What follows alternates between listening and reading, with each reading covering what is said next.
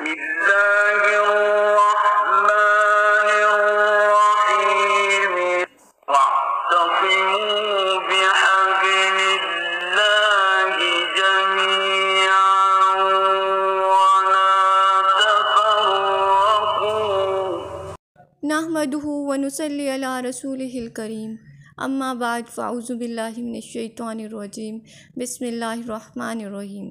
السلام علیکم مائی YouTube learner. آج ہم دین اسلام کے 15 حرام کردہ اعمال میں سے جس عمل کے بارے میں قرآن و حدیث کی روشنی میں سیکھنے جا رہے ہیں وہ ہے ترک فرض عین۔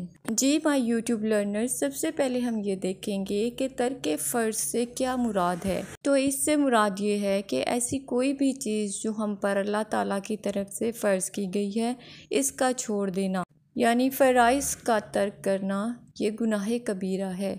جیسے نماز، روزہ، یہ ہم پر فرض ہیں، فرض عین، اور ان کا بغیر کسی عذر کے چھوڑنا گناہ کبیرہ ہے۔ اب ہم سب سے پہلے اسلامک ٹرم فرض عین کو سمجھتے ہیں۔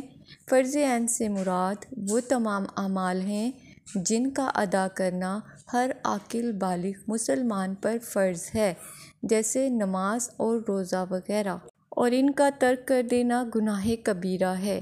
مزید فرائض کے بارے میں ڈیٹیل ویڈیوز کچھ ہی عرصے کے بعد ہم اسی چینل پر اپلوڈ کریں گے، جس میں ہم پوری ڈیٹیل کے ساتھ قرآن و حدیث کی روشنی میں تمام فرائض عین کے بارے میں سیکھیں گے۔ اور پھر کچھ فرائض ایسے ہیں جن کا ادا کرنا سب انسانوں پر ضروری نہیں ہوتا، جن کو ایک یا دو انسان بھی ادا کر دیں تو سب کی طرف سے فرض ساقط ہو جائے گا، اور اگر کوئی بھی ادا نہ کرے تو سب گنہگار ہوں گے۔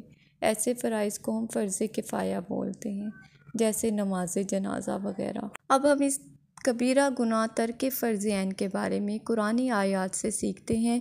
تو سب سے پہلے ہم دیکھتے ہیں سورہ طٰہٰ کی آیت نمبر 124، جس میں اللہ تعالیٰ نے ارشاد فرمایا، اور ہاں، جو میری یاد سے روگردانی کرے گا اس کی زندگی تنگی میں رہے گی، اور ہم اسے بروز قیامت اندھا کر کے اٹھائیں گے۔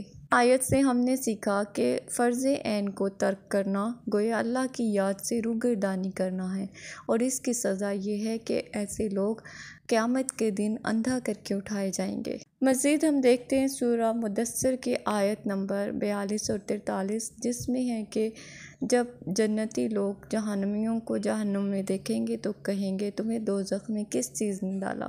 تو وہ جواب دیں گے کہ ہم نمازی نہ تھے، یعنی فرض عین کو ترک کیا تھا، اللہ کی یاد سے غافل رہے تھے، روگردانی کی تھی، اس لیے ہمیں یہ سزا ملی ہے۔